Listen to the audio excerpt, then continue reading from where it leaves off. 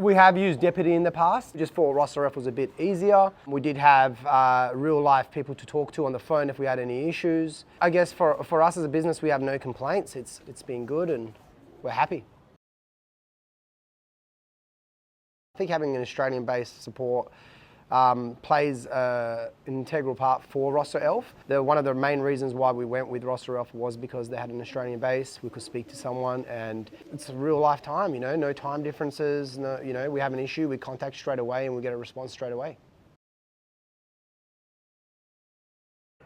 It's actually one of those systems that are so easy to use that I've kind of taken a step back, and our managers take care of all the rostering, anything, the timesheets, all the syncing with our payroll department. It's a system that you could just step away from as an owner and pass it to your management team, and they'll be able to manage it. I don't think I've had one complaint with RosterElf for the last 2.5 years that we've used them. I think it's a very advanced platform. And we're, as a business, we're happy, and as we scale, we look on keeping them on and keep using them.